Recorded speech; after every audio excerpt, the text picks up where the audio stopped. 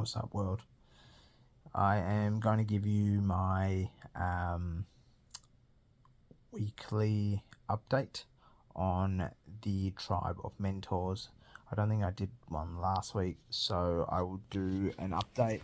I'm going to keep it short. I don't want it to go for too long, but essentially, with this, it gave me two pondering thoughts.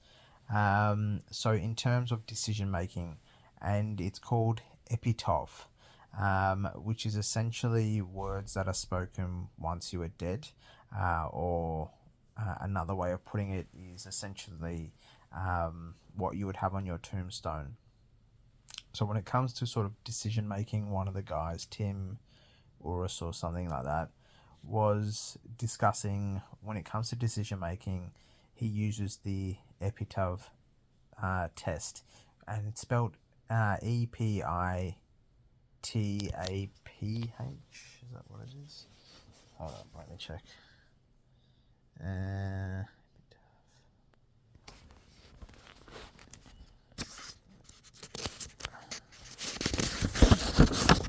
EPITAPH test. So that is the test that he uses. So I think a lot of people, when they are making decisions, we can get sometimes caught into saying yes, yes, yes. But I think that in order to understand life is finite, we don't have all the time in the world.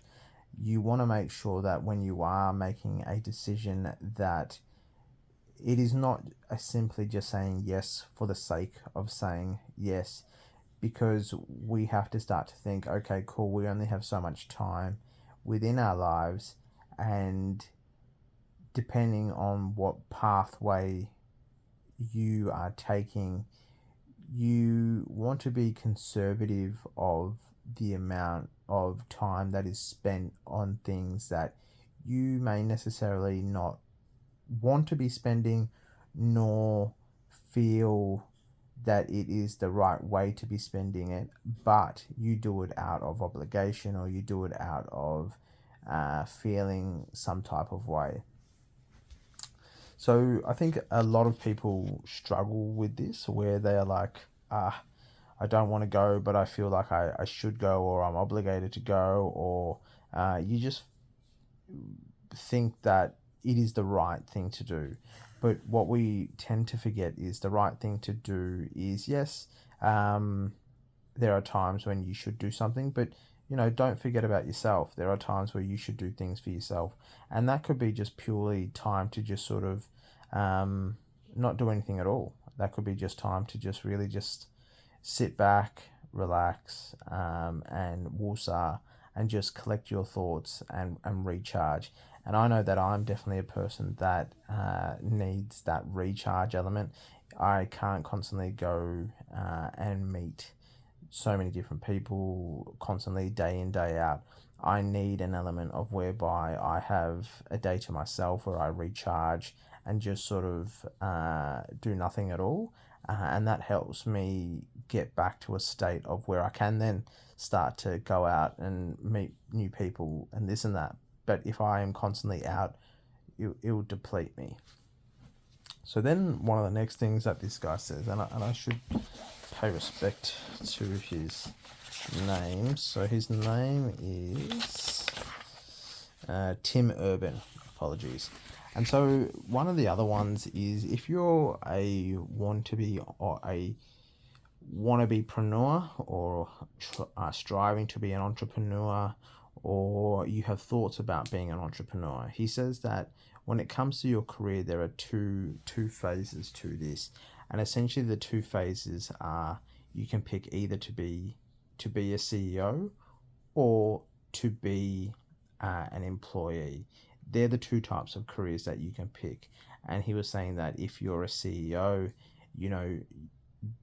you are striving to be that type of way because you feel that that is more aligned to yourself. But what he's saying is that it may not always be the right pathway for you, and that being an employee that is contributing to an already made ship is the phase that he used, or the phrase that he used, that there are very smart, capable, intelligent individuals that may not be the CEO but play a vital part to contributing to whatever journey that pathway that you're on, whether it be supporting a CEO in that step, is vital in both ways. So both the CEO and the non-CEO, these are two important elements to the overall picture. And I know a lot of people that want to do, even myself, be your own boss and whatever, but you have to evaluate where your strengths are, where your skill set is, and understand where you best fit into that two-pronged career. Is it the CEO or is it the employee model? And that's fundamentally the takeaways that I've had from the book Tribes of Mentors. Bye.